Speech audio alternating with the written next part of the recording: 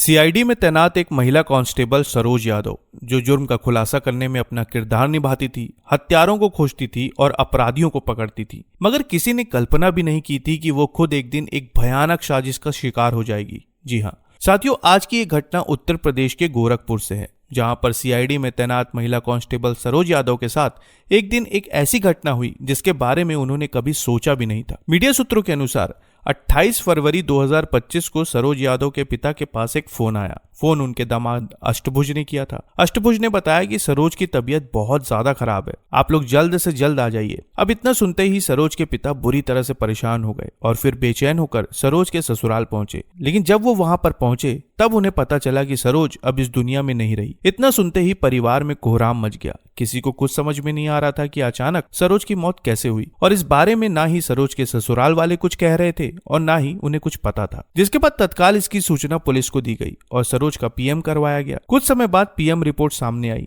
लेकिन उस PM report में कुछ भी स्पष्ट नहीं हो पाया और इसी वजह से विसरा को सुरक्षित रखा गया और आगे की जांच के लिए भेज दिया गया। अब हर किसी को इंतजार था तो बस उस विसरा रिपोर्ट का, और फिर एक लंबे इंतजार के बाद अगस्त के महीने में विसरा रिपोर्ट सामने आई, और जब वो रिपोर्ट सामने आई तो उसने हर किसी को चौंका कर रख दिया। विसरा रिपोर्ट से ये पता चला कि सरोज को एल्यूमिनियम फॉस्फेट जैसा पदार्थ दिया गया था, जिसकी वजह से उसकी मौत हो गई। इस रिपोर्ट के आने के बाद पुलिस ने अपनी जांच को रफ्तार दी और फिर सामने आई एक ऐसी कहानी जिसने हर किसी के होश उड़ा दिए। मीडिया रिपोर्ट्स के अनुसार इस मामले में सरोज के पिता अपने दामाद अष्टभुज पर आरोप लगाते हुए कहते हैं कि 2013 में सरोज की शादी शाहपुर थाना क्षेत्र के रहने वाले अष्टभुज यादव से हुई थी। अष्टभुज लखनऊ में एक अधिकारी का गनर था। अब शादी के बाद दोनों की शादीशुदा जिंदगी बहुत बढ़िया तरीके से चलने लगी और फिर वक्त के साथ इनके 2 बच्चे हुए। कुछ समय बाद अष्टभुज की पोस्टिंग संत कबीर नगर में हो गई, लेकिन कहा जाता है कि उस वक्त अष्टभुज का अफेयर अपनी ही एक महिला सहकर्मी कांस्टेबल के साथ शुरू हो गया।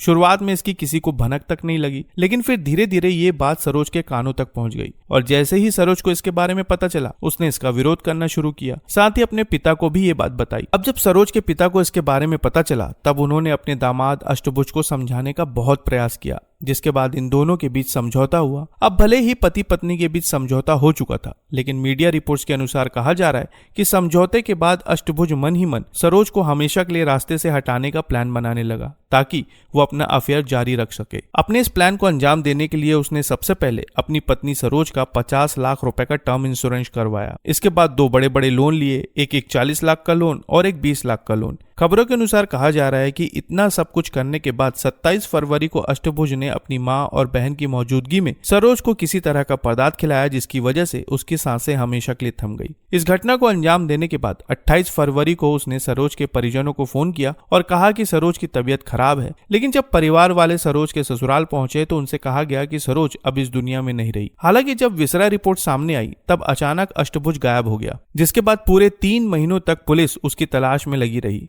लेकिन उसका कुछ भी पता नहीं चला। और फिर हाल ही में कहा जा रहा है कि अष्टभुज यादव ने खुद ही कोर्ट में सरेंडर कर दिया है। कहा जा रहा है कि पुलिस जल्द ही अष्टभुज को रिमांड में लेकर पूरी साजिश का पर्दाफाश करेगी। मीडिया रिपोर्ट्स के अनुसार इस मामले में सरोज के पिता का कहना है कि ये पूरी साजिश इंश्योरेंस की रकम हड़पने और अपने अफेयर को बचाने के लिए अष्टभुज ने रची थी। साथ ही उन्होंने न्यायालय और प्रशासन से गुहार लगाई है कि मेरी बेटी के हत्यारे को सख्त से सख्त सजा मिलनी चाहिए। देखा जाए तो फिलहाल पुलिस इस पूरे मामले की जांच कर रही है और अष्टभुज यादव को रिमांड में लेने के बाद ही पता चल पाएगा कि आखिर उसने इस घटना को अंजाम क्यों दिया और इसके पीछे की वजह क्या थी। वैसे आप इस पूरे मामले पर क्या कहना चाहेंगे, कमेंट बॉक्स में जरूर बताएं और नई खबरों के लिए चैनल को सब्सक्राइब करना ना भूलें। तो फिर मिलते हैं साथियों बिल्कुल एक नई खबर के साथ, तब तक के लिए आपका बहुत बहुत धन्यवाद।